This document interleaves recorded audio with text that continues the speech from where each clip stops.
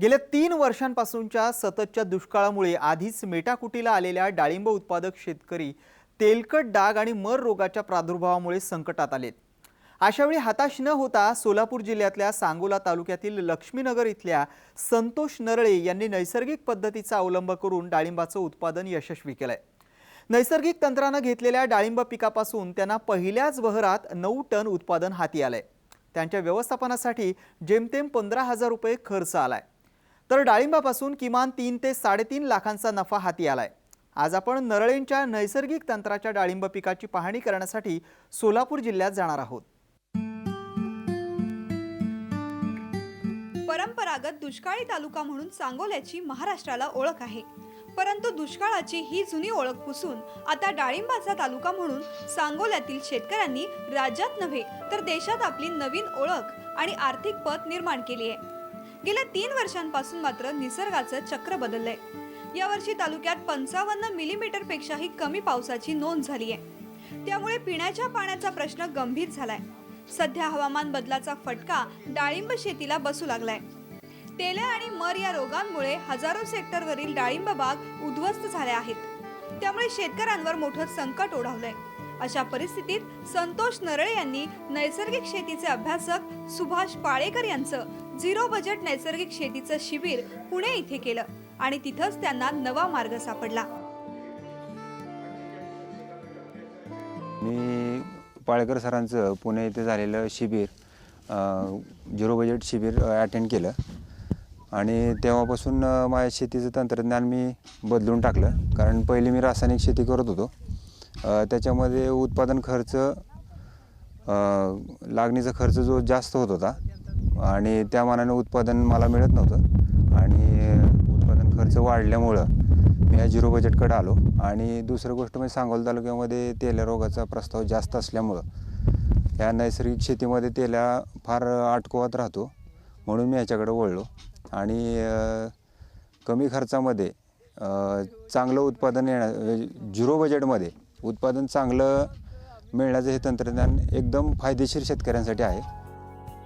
शिबिराच्या काही दिवस अगोदर नरळे यांनी डिसेंबर 2013 मध्ये 7 एकरामध्ये भगवा वाणाच्या डाळिंबाची लागवड केली। लागवड 13 बाय 7 अंतरावर करण्यात आली। लागवडीकरता प्रति रोप 10 किलो शेणखत टाकलं। शिबिर केल्यानंतर मात्र त्यांनी स्लरी वापरावर जोर दिला। त्यानंतर दर 3 महिन्यांच्या अंतराने 3 वेळा छाटणी केली। त्यानंतर त्यांनी 24 जानेवारीला नैसर्गिक पद्धतीने पानगळ केली। त्यानंतर 19 महिन्यानंतर बाग तोडणीसाठी तयार झाली।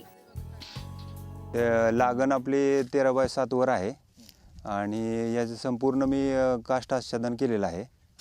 ऊसाच्या पाचोटाचं केलेलं आहे आणि बाकीचं काय मधलं तण येईल ते मी आच्छादनासाठी टाकतो, काही कोणतं बाहेर वगैरे टाकत नाही। आणि नायट्रोजन फिक्सिंगसाठी मी मूग आणि चवळी लावलेली आहे आणि त्याच्यामधून सुद्धा थोडंफार उत्पादन मिळतं। लागवड करताना शेणखत मी वापरलं सुरुवातीला। शेणखत सुरुवातीला मी पाटी टाकलं होतं, त्यावेळेस मला शेणखताचं माहिती नव्हतं, म्हणजे 0 बजेटचं मला बिलकुल माहिती नव्हती। ज्यावेळेस अटेंड केलं तेव्हापासून शेणखत टाकलंच नाही, बाहेर धरताना सुद्धा शेणखत टाकलं नाही, स्लरीच टाकतो। कंटिन्युअस स्लरी असते, महिन्यातून 1-2दा तरी स्लरी पडते। लागवडीपासून कोणतंही रासायनिक खत किंवा कीटकनाशकांचा वापर न करता केवळ देशी गाईचं गोमूत्र, शेण, ताक आणि हळद या पानांपासून तयार केलेलं दशपर्णी, जीवामृत, ब्रह्मास्त्र या निविष्ठांचा वेळोवेळी आवश्यकतेनुसार वापर केला। दरम्यान मध्यंतरी अवकाळी पाऊस झाला होता, त्यावेळी तेल्याचा काही प्रमाणात प्रादुर्भाव झाला। मात्र नैसर्गिक पद्धतीने तयार केलेल्या निविष्ठांचा वापर केल्यामुळे तेलाचा मोठ्या प्रमाणावर फैलाव झाला नाही, त्याचाही बागेला मोठा फायदा झाला। आता आमच्या एरियामध्ये तेलकट भरपूर आहे तसा, आणि पण असा पावसाळी वातावरण झालं की अनकंट्रोलेबल होतो। आता इथं पण अवकाळी पाऊस पडले, पण तो ज्या त्या झाडावरच राहिला तात्पुरता। आणि मर महत्त्वाचा आहे, मर बिलकुल सुद्धा होत नाही आणि निमॅटोडचा वगैरे त्रास अजिबातच नाही स्लरीमुळं। ह्या 3 गोष्टी एकदम व्यवस्थित होतात त्याच्यात। औषधं मी वापरली, दशपर्णी अर्क सुरुवातीला वापरला मी, दशपर्णी अर्कच कंटिन्यूस वापरत राहिलो आणि स्लरीचा फवारा घेत होतो। स्लरीचा फवारा 200 लिटरला 10 ते 15 लिटर वापरत होतो। असं हेच फवारे आठवड्याला कंटिन्यूस करत होतो। आणि बुरशीसाठी ताक, हळद आहे आणि मीठ ह्याचं कॉम्बिनेशन घेऊन फवारत होतो 15 दिवसाला.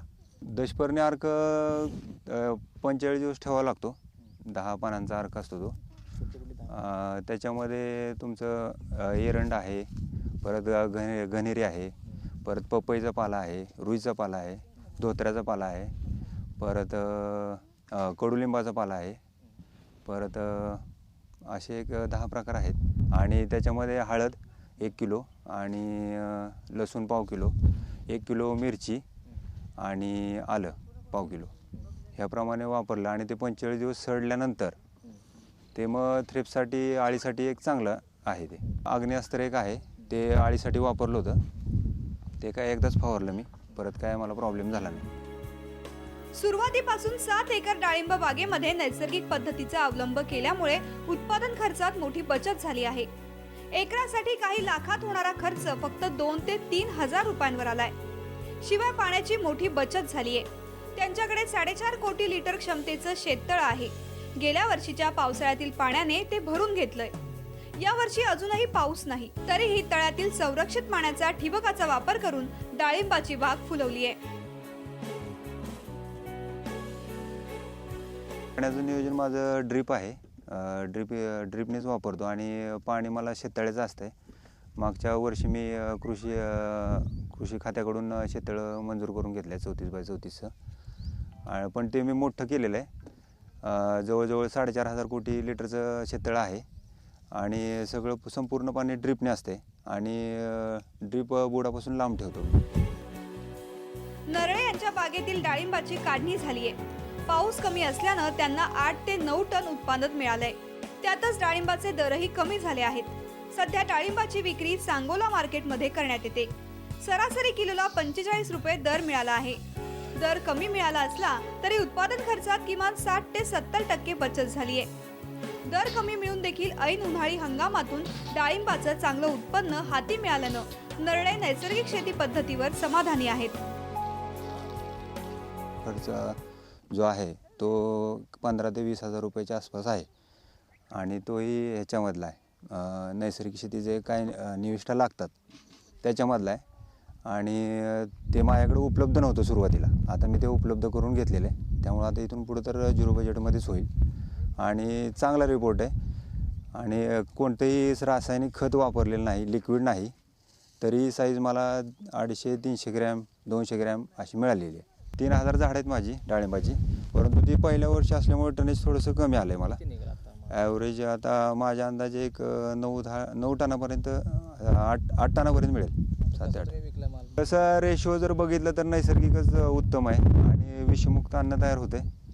सगळ्यात महत्त्वाची गोष्ट. संतोष नरळे यांचा डाळिंब शेतीचा प्रयोग यशस्वी झाल्याचे पाहून त्यांच्या गावातील इतर शेतकरीही आता नैसर्गिक पद्धतीनं शेती करण्यास तयार झाले आहेत. म्हणजे त्याची खरी सुरुवात आमच्या ह्या गावच्या पांढरीतूनच झालेली आहे असं म्हणायला काय इथं हरकत नाही. अशा परिस्थितीत इथं आमच्या चुलत भावाने हा नैसर्गिक शेतीचा जो प्रयोग आज या ठिकाणी यशस्वीरित्या घडवून आणलेला आहे. आज एवढा मोठा दुष्काळ असताना सुद्धा त्यांची जे फळाची साईज हे अत्यंत म्हणजे चांगल्या प्रकारचे आहे. एकदम मोठ्या साईजमध्ये ही फळं आलेली आहेत आणि ह्या डाळिंबाचं वैशिष्ट्य जर बघायला गेलं तरी सध्या आता ह्या बागेच्या मुळाच्या जरी उकरून बघितलं तर मुळावर अजिबात सूत्रकृमीच्या गाठी नाहीत. ज्या माझ्याकडे 10 एकर डाळिंबाची बाग आहे, पण त्याच्यामध्ये सूत्रकृमीचा मोठ्या प्रमाणावर प्रादुर्भाव आहे. मी पूर्णपणे रासायनिक शेती करतोय आणि आत्ता हे जे माझ्या चुलत भावाचं हे जर बघितल्यानंतर मला असं वाटतंय की आपण सुद्धा आता ह्या नैसर्गिक शेतीकडे वळावं. माझ्याकडं 2 एकर डाळिंब आहे. ते डाळिंबापेक्षा आमचं नैसर्गिक नाही, आमचं हे रासायनिकवर आहे. आणि हे नैसर्गिक जे केलेलं आहे हे आता आमच्या भावानं ती एकदम उत्कृष्ट आहे, चांगल्या दर्जाचं आहे आणि चांगली फळं बी चांगली आहे, ती साईज चांगली आली आहे. आणि आमच्यात बी सुद्धा ही रासायनिक ह्याच्यावर काही हे करता येत नाही, पण ह्यांचं फुकटमध्ये सगळं झालेलं आहे.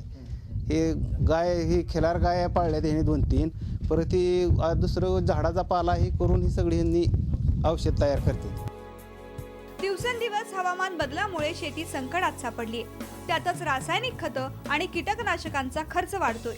त्यामुळे शेतीचा उत्पादन खर्च वाढलाय. शेतीचा उत्पादन खर्च वाढत असताना शेतमालाला दर मात्र मिळत नाहीत. त्यामुळे शेतकरी मेटाकुटीला आलाय. अशा वेळी नैसर्गिक पद्धतीनं शेती केल्यास उत्पादन खर्चात फार मोठी बचत करता येणं शक्य आहे.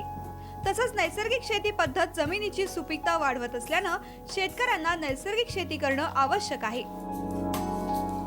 भारत नागणेसह ब्युरो रिपोर्ट, साम टीव्ही, सोलापूर.